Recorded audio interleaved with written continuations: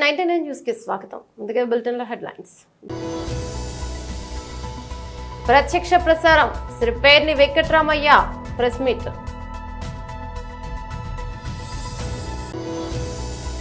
ప్రత్యక్ష ప్రసారం బీజేపీ రాష్ట్ర అధికార ప్రతినిధి Shri N V Subhash, Shri Poreddy Kishore press meet.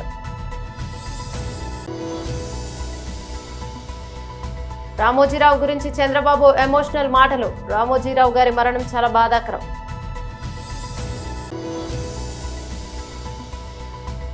దాయాదుల మధ్య హై వోల్టేజ్ మ్యాచ్ కు సర్వం సిద్ధం.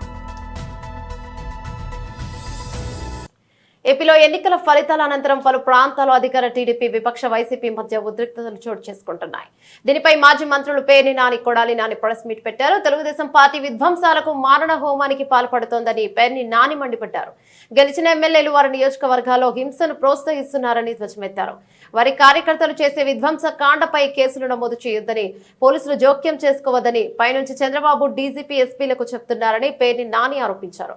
గతంలో యూపీ, బీహార్ రాష్ట్రాలు ఎలా ఉండేవో ఇప్పుడు ఏపీని కూడా తండ్రి కొడుకులు హింసాత్మక రాష్ట్రంగా తయారు చేస్తున్నారని విమర్శించారు. మర్డర్ కేసుల్లో ముద్దాయిలుగా ఉన్న వారు రౌడీ షీటర్లు కూడా స్థానిక సీఐలను, డీఎస్పీలను బెదిరించే పరిస్థితి వచ్చిందని, ఏరా ఉద్యోగం చేయాలని లేదా, ఉంటావా నువ్వు ఇక్కడ అంటూ మాట్లాడుతున్నారని, దీనికి సంబంధించి తమ వద్ద వీడియో సాక్ష్యాలున్నాయని పేర్ని నాని స్పష్టం చేశారు. ఈ వీడియో ఆధారాలు హైకోర్టుకు ఇవ్వబోతున్నామన్నారు. నియోజకవర్గానికి ఆ నియోజకవర్గం ఎమ్మెల్యేలు గెలిచిన వారు ప్రోత్సహిస్తూ పైనుంచి చంద్రబాబు నాయుడు డీజీపీకి, ఎస్పీలకి కేసులు కట్టబాకండి, మా కార్యకర్తలు చేసేటువంటి ధ్వంసాన్ని మీరు విట్నెస్ గా చూస్తూ ఉండండి తప్పితే మా వాళ్ళని ఎక్కడ ఆపటానికి వీల్లేదు, మీరు పోలీసు ఉద్యోగం చేయటానికి వీల్లేదు అని చెప్పని వాళ్ళ పోలీసులు చేతులు కట్టి ఈ ధ్వంసరచన చేస్తున్నారు. ఈ రాష్ట్రానికి గతంలో బీహార్ ఎట్లా ఉండేదో, లేదా ఒక ఉత్తరప్రదేశ్ ఎట్లా ఉండేదో, ఇవాళ ఆంధ్రప్రదేశ్ రాష్ట్రాన్ని కూడా ఒక హింసా రాష్ట్రంగా, హింసా రాజ్యంగా ఆయన తయారు చేస్తున్నటువంటి తండ్రి కొడుకు ఇద్దరు కలిసి చేస్తున్నటువంటి పరిస్థితులు ఇవాళ ఎంత అంటే పోలీసులు అంటే కాపాడవలసినటువంటి అరాచక శక్తుల్ని, రౌడీ మోకల్ని, రౌడీల్ని అరికట్టాల్సినటువంటి పోలీసులు కనీసం దారుణంగా గ్రామాల్లో, పట్టణాల్లో మర్డర్ కేసు ముద్దాయిలు, రౌడీ షీటర్స్ అందరూ కూడా స్థానిక సీఐల్ని, డిఎస్పీల్ని ఎరా ఉద్యోగం చేయాలని లేదా, ఉంటావరా నువ్వు ఎక్కడ అని మాట్లాడుతున్నా కూడా కనీసం అన్ని వీడియోలు ఉన్నాయి. ఇవన్నీ హైకోర్టుకి ఇవ్వబోతున్నాం. అన్ని వీడియోలు ఉన్నాయి. స్థానికంగా ఉన్నటువంటి సర్కిల్ ఇన్స్పెక్టర్ని, సబ్ ఇన్స్పెక్టర్ని, డిఎస్పీని, అంటే జిల్లాలో వివిధ ప్రాంతాల్లో జరిగిన ఇన్సిడెంట్లు, ఏరా ఉద్యోగం చేయరా, వీఆర్కి వెళ్తావారా, వీఆర్కి పంపిస్తారా నిన్ను అని మాట్లాడితే కనీసం పోలీసులు ఆ రౌడీల్ని ఆపే ప్రయత్నం చేయటం కానీ, అమాయకులైనటువంటి అంటే ఒక ఉదాహరణకి బందర్లో తీసుకుందాం. గొడుగుపేటలో ఎంకుల్ గారు బంకెదురుగుండా సందులో యాదవ్ కుటుంబం, తల్లి కొడుకు ఇద్దరే ఉంటారు. గేదకి పాలు పితికి బతుకుతారు, పాలు అమ్ముకు. మన యాదవులది గొడుగుపేటలో కేసు లేదు. దీని మీదేమో కౌంటర్ కేసు, వీళ్ళ మీదేమో చిన్న కేసు. ఆ అమ్మాయిని పచ్చిగా మాట్లాడి పట్టుకోరాని చాటు పట్టుకున్నా కూడా పోలీసులు అక్కడికి వచ్చి స్టేట్మెంట్, భార్య స్టేట్మెంట్ ఇస్తుంటే ఆ ఏఎస్ఐ ఉన్నాడు అక్కడ, తెల్ల జుట్టు, అది చెప్తున్నారు తెల్ల జుట్టు ఏఎస్ఐ అండి, ఎక్కడ ఏఎస్ఐ మాకు తెలియదు కానీ తెల్ల జుట్టు అతంది, నన్ను సంతకం పెట్టద్దు అంటాడు. మేము మొగుడు పెడతాడులే, నువ్వు పెట్టబాగా అంటాడు. నన్ను కదా కొట్టింది, నన్ను కదా తిట్టింది. ఎవరు కంచే చేనుమేస్తుంటే, పోలీసే ఈ రకంగా ప్రవర్తిస్తుంటే, దగ్గరుండి గూండాయిజం చేస్తుంటే ఏం చేయాలి? ఇక ఇళ్ల మీదకి పట్టి ధ్వంసం చేస్తే బలరాన్పేటలో వడ్డెర కులస్తురాలు భద్రరావు గారి కోడలు, భద్రరావు అని ముఠా మేస్త్రి, కూలీ ముఠా మేస్త్రి, అంజి అని చెప్పని అంజి భార్య, అమ్మాయి ముగ్గేసుకుంటుంటే తాగి 10 మంది రౌడీలు ఆ అమ్మాయి కాళ్ళ మధ్యకి బాంబులేసి అమ్మాయి ముగ్గేసుకుంటుంటే ఇంటి ముందు కాళ్ల మధ్యకి బాంబులేసి ఏమే నీ మొగుడున్నాడా అని చెప్పని దౌర్జన్యానికి వెళ్తే ఆ అమ్మాయి తిరిగి ఏమయ్యా బాంబులు నా మీద వేస్తావా, నువ్వు గెలిస్తే మీ ఊరేగు మా మీద దౌర్జన్యం చేస్తారా, నా మొగుడితో ఏం పని నీకు అని చెప్పని అడిగితే ఇంట్లోకి వెళ్ళి ధ్వంసం చేశారు. కేసు లేదు, తిరగబడ్డారు అప్పుడు వాళ్ళు. ఆ ఇంట్లో వెంటనే మొగుడు పరిగెత్తుకొచ్చి మొగుడు భార్య పిల్లలు కలిసి తిరగబడితే వాళ్ళ మీద 307 చూడండి పోలీస్. వీళ్ళ మీద కేసు లేదు, వీళ్ళ మీద దాడి చేసిన దానికి ఇంటి మీదకి వచ్చి దాడి చేసిన దానికి కేసు లేదు, వాళ్ళ మీద 307. దాంట్లో మళ్ళీ ఎంత పోలీసు ఎంత దిగజారిపోయే వ్యవస్థ అంటే ఇదన్నీ సాక్ష్యం, కళ్ళతో సాక్ష్యం చూస్తూ కూడా. నేను గొడవ జరుగుతుందని బందర్ డీఎస్పీ గారికి ఫోన్ చేశాను, బలవాన్పేటలో గొడవ జరుగుతుంది. ప్రత్యక్ష ప్రసారం బీజేపీ రాష్ట్ర అధికార ప్రతినిధి శ్రీ ఎన్వి సుభాష్ మరియు శ్రీ పోరెడ్డి కిషోర్ ప్రెస్ మీట్. ఈరోజు ప్రెస్ కాన్ఫరెన్స్లో శ్రీ ఎన్వి సుభాష్ గారు రాష్ట్ర అధికార ప్రతినిధి, అట్లాగే శ్రీ విఠల్ గారు రాష్ట్ర అధికార ప్రతినిధి, వారి ఇరువురితో పాటు నేను కిషోర్ పోరెడ్డి రాష్ట్ర అధికార ప్రతినిధిని పాల్గొంటున్నాము. ముందుగా సుభాష్ గారిని మాట్లాడవలసిందిగా కోరుతున్నాను. అందరికి నమస్కారం. మూడోసారి ముచ్చటగా శ్రీ నరేంద్ర మోదీ గారు ఎన్డీఏ పక్ష నేతగా ఇవాళ ఎన్నుకోబడిన సందర్భంగా, అలాగే ఎల్లుండి మరి కర్తవ్య పథ్లో ఢిల్లీలో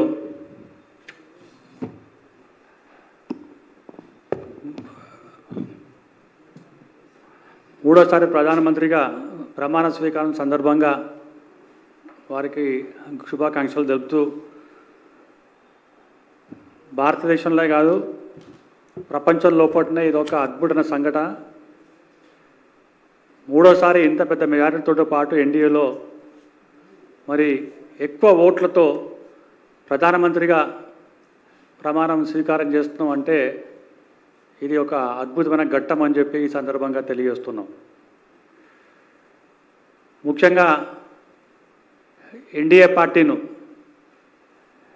దేశంలో అన్ని రాష్ట్రాల్లో మంచి ఫలితాలు రావడం, మరి ప్రజలు మోదీ గారిపైన విశ్వాసంతో ఎక్కువ ఓట్లు వేయడం కూడా అందరికీ కూడా శుభాకాంక్షలు మరియు ధన్యవాదాలు తెలుపుతున్నాను. తెలంగాణలో చూస్తే 6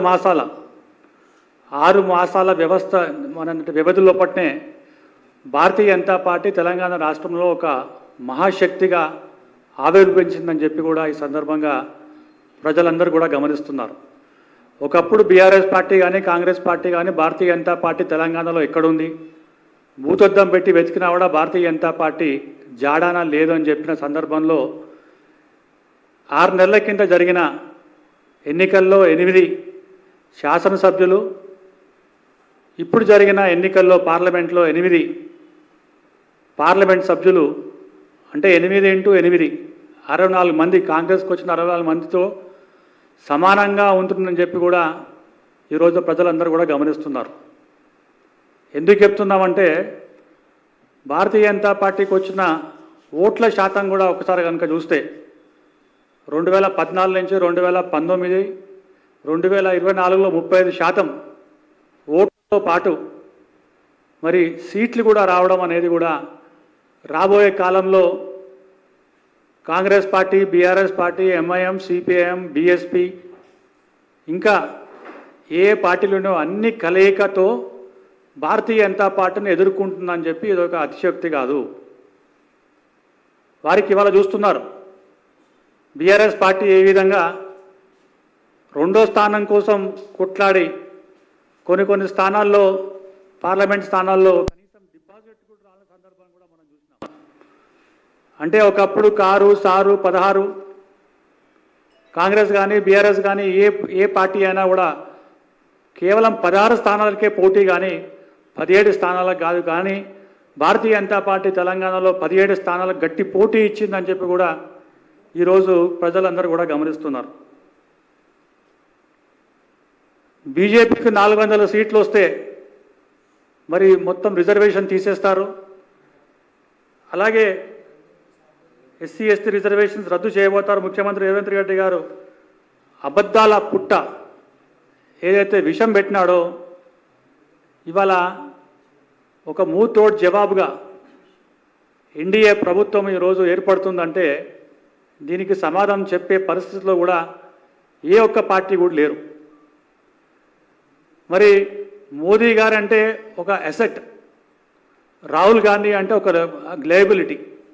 ఈ రెండు వ్యత్యాసంతో ప్రజలు కాదు ప్రపంచంలో పట్టిన నాయకులందరూ కూడా మరి ముఖ్యంగా గమనిస్తున్నారని చెప్పి కూడా ఇది ఒక లోక కళ్యాణం కోసం, భారతదేశ అభివృద్ధి కోసం భారతదేశంలో మోదీ గారు రావాల్సిన ఆవశ్యకత గురించి పదే పదే సందర్భంలో చెప్పి ఈరోజు ఎన్డీఏ మిత్రపక్షాలు కూడా మరి మోదీ గారు ఉంటేనే దేశం అభివృద్ధి చెందుతుంది, మనం 2024 నుంచి మొదలుకొని 2047 వరకు ఒక వికసిత్ భారత్గా మనం పెరుగుతామని చెప్పి అంటే మొత్తం ప్రపంచంలో పట్టినే నెంబర్ 1 ఎకనామిక్ మనం ప్లేస్కి వస్తామని చెప్పి, నెంబర్ 1 ప్లేస్ వస్తామని చెప్పి అనేక సందర్భంలో అనేక మంది చెప్పిన మాటనే ఈరోజు ఇంత పెద్ద ఎత్తున భారతీయ జనతా పార్టీకి ఎన్డీఏకు పట్టం కట్టినారని చెప్పి కూడా మనందరం కూడా చూస్తున్నాం. తెలంగాణలో ఈ విషయాన్ని కాంగ్రెస్ పార్టీ పదే పదే మేము రిఫరెండం అని చెప్పి రేవంత్ రెడ్డి గారు 17 స్థానాలకు మాకు 15 నుంచి 16 స్థానాలు వస్తాయని చెప్పి రిఫరెండం, పార్లమెంట్ స్థానంలో గెలుస్తాం, రాహుల్ గాంధీ గారు ప్రధానమంత్రి అవుతారు, మాకు వచ్చిన స్థానాలతో కాకుండా మా ఏంటంటే మిత్రపక్షాలు కూడా మొత్తం భారతదేశంలో ఒక పెద్ద ఎత్తున ఒక ఏంటంటే వ్యవస్థను నిర్మాణిస్తామని చెప్పిన సందర్భంలో ఇవాళ 8 సీట్లు పార్లమెంట్ సభ్యులు, అది కూడా బీఆర్ఎస్తో పొత్తు పెట్టుకొని ఇండైరెక్ట్గా పొత్తు పెట్టుకొని గెలిచిన ఒక సీన్ను మనం అందరం కూడా చూసినాం. మనం ఇవాళ రేవంత్ రెడ్డి గారు చెప్పిన మాటలు రిఫరెండం, నేను అదే రిపీట్ చేస్తున్నాను, రిఫరెండం 16 స్థానాలు వస్తాయని చెప్పినారు. కానీ మీరు రిప్రజెంట్ చేసే మల్కాజిగిరి స్థానంలో భారతీయ జనతా పార్టీ అభ్యర్థి గెలిచినారు. మీ సొంత జిల్లా మహబూబ్ నగర్లో భారతీయ జనతా పార్టీ అభ్యర్థి గెలిచినారు. మీరు ఇన్ఛార్జిగా ఉన్న చేవెళ్లలో భారతీయ జనతా పార్టీ అభ్యర్థి గెలిచినారు. మీకు ఖమ్మంలో రిప్రజెంటేషన్ లేదు, ఖమ్మం బ్యాచ్ గెలిపించినారు కాంగ్రెస్ పార్టీ అభ్యర్థులను, నల్గొండలో నల్గొండ బ్యాచ్ అభ్యర్థులను గెలిపించినారు. రామోజీరావు గురించి చంద్రబాబు ఎమోషనల్ మాటలు. రామోజీరావు గారి మరణం చాలా బాధాకరమని అన్నారు. ఒక పర్పస్ కోసం పుట్టిన వ్యక్తి ఈరోజు చనిపోవడం జీర్ణించుకోలేకపోతున్నాం. రామోజీరావు గారు నాకు 40 సంవత్సరాలుగా తెలిసాయని, ఆయన అనునిత్యం సాధన చేసింది, సమాజ హితం కోసం పనిచేశారు, ఈ తెలుగు జాతి కోసం పనిచేశారు. ఒక మామూలు గ్రామంలో పుట్టి, సాధారణ కుటుంబంలో పుట్టి, ఒక అసాధారణమైన వ్యక్తిగా తయారు కావడమే కాకుండా ఆయన ఈరోజు చూస్తే ఒక వ్యక్తి కాదు, ఆయన ఒక వ్యవస్థ కింద తయారయ్యారు. ఆ రోజు ప్రారంభించింది మనం ఒకసారి చూస్తే మార్గదర్శితో ప్రారంభించి, మార్గదర్శి అయిన తర్వాత ఈనాడు ప్రారంభించి, అదే మాదిరిగా ప్రజా చైతన్యాన్ని మనం చూస్తే ఈరోజు రాష్ట్రంలో ఏ ఇంట్లో కూడా నిద్ర లేస్తానే ఈనాడు చదివితే తప్ప బయట వచ్చే పరిస్థితి ఉండదు. అంటే ఆ విధంగా ప్రజల్ని చైతన్యవంతులు చేయడానికి కానీ, విజ్ఞానవంతులు చేయడానికి కానీ అనునిత్యం సాధన చేశాడు. ఆయన ఏ పని చేసినా కూడా నేను మొదటి నుంచి కూడా చూశాను, రాజీ లేదు. 40 ఏళ్ళుగా నేను ఆయనతో కలిసి ఉన్నప్పుడు కూడా, ఆయన పరిచయం ఉన్నప్పుడు కూడా ఏ రోజు కూడా ఆయన ఒకటే చెప్పేవాడు, మీరు ఏమి చెప్పినా నేను మాత్రం ధర్మం ప్రకారమే పనిచేస్తాను, విధి నిర్వహిస్తాను తప్ప నేను ఎల్లప్పుడూ ప్రజాపక్షానే ఉంటానని చెప్పి స్పష్టంగా చెప్పిన వ్యక్తి రామోజీరావు గారు. అంతేకాకుండా నిన్న చనిపోయే వరకు ఆయనకు ఒకటే కోరిక, నా కోరిక అంతా కూడా నేను అనునిత్యం పనిచేసి పని చేస్తూ పనిలో చనిపోగలిగితే అది నాకు ఆనందంగా ఉంటుంది. అంతేకాదు నేను చేసే ప్రతి నిమిషం నేను బ్రతుకున్నంత వరకు ప్రజల కోసం పనిచేయాలి, పని చేస్తూనే ఉండాలని చెప్పిన వ్యక్తి రామోజీరావు గారు. కానీ ఈరోజు మనం చూస్తూ ఉంటే ఆయన నిర్మించిన వ్యవస్థలు శాశ్వతం. ఒక ఈనాడు శాశ్వతం, అదే మరి ఈటీవీ శాశ్వతం. ఇది కాకుండా చిత్ర పరిశ్రమ కూడా ఎనలేని సేవలు అందించాడు. ఈరోజు రామోజీ ఫిల్మ్ సిటీ మీరు చూస్తే దేశంలోని ఒక అత్యున్నతమైన స్టాండర్డ్స్లో రామోజీ ఫిల్మ్ సిటీ తీసుకొచ్చి ఆయన అనునిత్యం చెప్పారు, నేనేదో ఒక కమర్షియల్ కాంప్లెక్స్ కట్టచ్చు, వ్యాపారాలు చేయొచ్చు, నా వల్ల ఈ సిటీకి లాభం రావాలి, అదే మరి రాష్ట్రానికి ఆదాయం రావాలి, టూరిజం కింద ఉండాలని చెప్పి చేశారు. అలాంటి ఒక మహానాయకుడిని ఈరోజు పోగొట్టుకున్నాం. తెలుగు జాతి వెలుగు, తెలుగు వారి గుండెల్లో చిరస్థాయిగా ఉండే వ్యక్తి, అలాంటి వ్యక్తిని పోగొట్టుకోవడం చాలా బాధ అనిపిస్తుంది. ఏదేమైనా ఆయన ఇచ్చిన స్ఫూర్తి ఉంది. నా జీవితంలో ఎన్నో సంఘటనలు, నాకు ఎప్పుడైనా క్లిష్టమైన సమస్య వస్తే ఆయనతో నేను కన్సల్ట్ చేస్తే దాన్ని ఏం చేయాలనో ధైర్యాన్ని ఇచ్చే వ్యక్తి అతను. అందుకే మొన్న కూడా మీరు చూస్తే ఎప్పుడు ఎన్నికలు వచ్చినా కూడా ఆయన ధర్మాన్ని ఆయన నిర్వహించాడు. ఆయన ఎప్పుడు కూడా ధర్మం సైడే ఉన్నాడు, అదేవిధంగా పనిచేశారు. అందుకే ప్రజల్లో కూడా ఒక అచంచలమైన విశ్వాసం ఆయన పైన. దానికి కారణం ఆయన జీవితం మొత్తం ఆయన సంపాదించిన విశ్వసనీయత. అలాంటి వ్యక్తిని పోగొట్టుకోవడం చాలా బాధేస్తుంది. ఏదేమైనా ఆయన ఆశయాలు ఈ తెలుగు జాతికి ఉన్నాయి. ప్రతి ఒక్కరు కూడా ఆయన ఆరాధిస్తారు. అందుకనే ఈరోజు ఒకటే కోరుతున్నా, ఆయన చెప్పిన విషయాలన్నీ నా చెవుల్లో ఎప్పుడూ రింగుమంటూ ఉంటాయి, వినపడుతూ ఉంటాయి.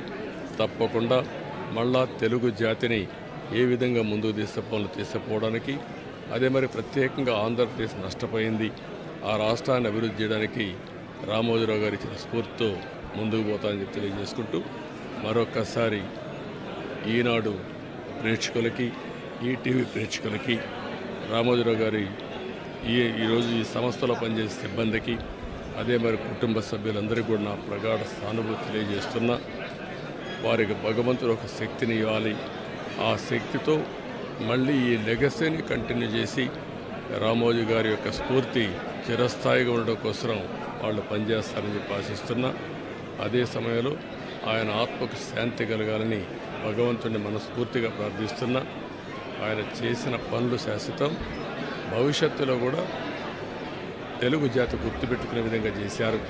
అలాంటి ఆయనకు మనశ్శాంతి కలగాలని భగవంతుడిని మనస్ఫూర్తిగా ప్రార్థిస్తూ, తెలుగువారి అందరూ ఆశీస్సులు ఉన్నాయి, ఆ ఆశీస్సులు ఆయనకు ఎప్పుడూ ఉంటాయని చెప్పి కూడా కోరుకుంటూ అందరి దగ్గర సెలవు తీసుకుంటాం. దాయాదుల మధ్య హై వోల్టేజ్ మ్యాచ్ కు సర్వం సిద్ధమైంది. అభిమానులు ఎప్పుడెప్పుడా అని ఎదురు చూస్తున్న హై వోల్టేజ్ మ్యాచ్ సమయం రానే వచ్చింది. చిరకాల ప్రత్యర్థులు భారత్ పాకిస్తాన్ మధ్య పోరుకంతా సిద్ధమైంది. న్యూయార్క్ వేదికగా దాయాదులో నువ్వా నేనా అన్నట్లు తలపడిపోతున్నాయి. అయితే పోటీ ప్రపంచ కప్ లో పాకిస్తాన్ పై భారత్ కు ఘనమైన రికార్డు ఉంది. ఇప్పటి వరకు ఇరు జట్లు 7 సార్లు తలపడగా 6 సార్లు టీమిండియా విజయం సాధించింది. ఒక్కసారి మాత్రమే పాక్ గెలిచింది. మరోవైపు ఈ వరల్డ్ కప్ లో ఐర్లాండ్ పై ఘన విజయంతో భారత్ నుంచి జోరు మీదుంటే, ఆతిథ్య అమెరికా చేతిలో అనూహ్య పరాజయంతో దాయాది జట్టు తీవ్ర ఒత్తిడిలో ఉంది. ఇక ఐసీసీ మెగా టోర్నీలో కీలక మ్యాచ్ గా భావిస్తున్న భారత్ పాక్ పోర్లో పైచేయి ఎవరితో మరికొన్ని గంటల్లో తేలనుంది. యుద్ధాన్ని తలపించే ఈ హై వోల్టేజ్ మ్యాచ్ కోసం ఇప్పటికే ఇరు దేశాల అభిమానులు 1000 కళ్లతో ఎదురు చూస్తున్నారు. మెగా టోర్నీ కోసం న్యూయార్క్ కొత్తగా నిర్మించిన నాసావ్ కౌంటీ స్టేడియంలో ఆదివారం భారత్ పాకిస్తాన్ మధ్య కీలక పోరు జరగనుంది. గ్రూప్ ఏ లో భాగంగా ఇవాళ ఇండియా వర్సెస్ పాకిస్తాన్ మధ్య 19వ మ్యాచ్ జరగనుంది. 34,000 మంది సామర్థ్యం కలిగిన నాసావ్ స్టేడియం దాయాదుల మ్యాచ్ కి కిక్కిరిసిపోయే అవకాశం ఉంది. కీసర గీతాంజలి ఇంజనీరింగ్ కళాశాలలో గ్రూప్ 1 ఎగ్జామ్ సెంటర్ విజువల్స్ ప్రతిష్టాత్మకంగా చేపడుతున్న గ్రూప్ 1 పరీక్షలు అభ్యర్థులను క్షుణ్ణంగా పరిశీలించి లోపలికి అనుమతి చేస్తున్నారు పోలీసులు. వాటర్ బాటిల్స్, స్మార్ట్ వాచ్లు ఇలాంటివి ఏవి లోపలికి అనుమతులు లేవంటూ మైక్ అనౌన్స్మెంట్ చేస్తున్న కళాశాల సిబ్బంది.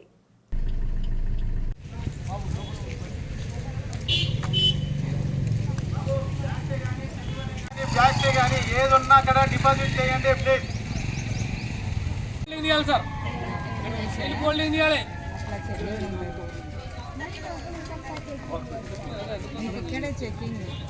ఫోల్డింగ్ చేయండి, చేతులు అని ఫోల్డింగ్ చేయండి.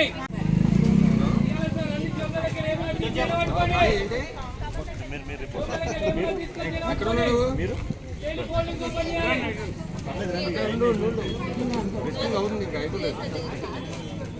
ఫోల్డింగ్లు బైక్ కీలు కార్ కీలు ఉన్నాయి చూడండి.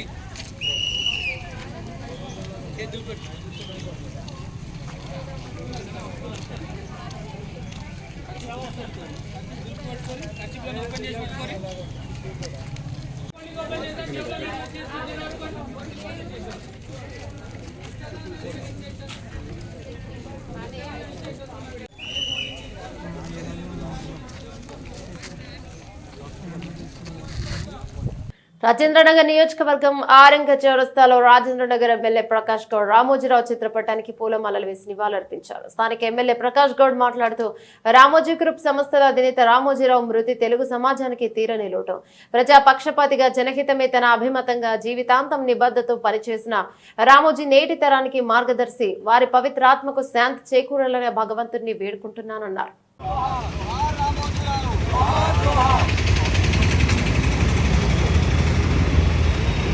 బులెటిన్ ముగించే ముందు హెడ్లైన్స్ మరోసారి.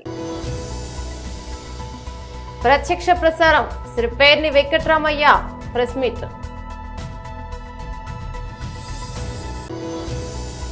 ప్రత్యక్ష ప్రసారం బీజేపీ రాష్ట్ర అధికార ప్రతినిధి Shri N V Subhash, Shri Poreddy Kishore press meet.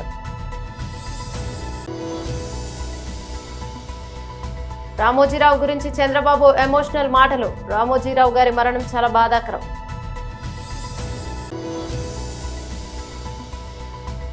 దాయాదుల మధ్య హై వోల్టేజ్ మ్యాచ్ కు సర్వం సిద్ధం. ఇవి బులెటిన్ లోని అప్డేట్స్. మరో బులెటిన్ మళ్ళీ కలుసుకుందాం. అంతవరకు సెలవు. నమస్తే.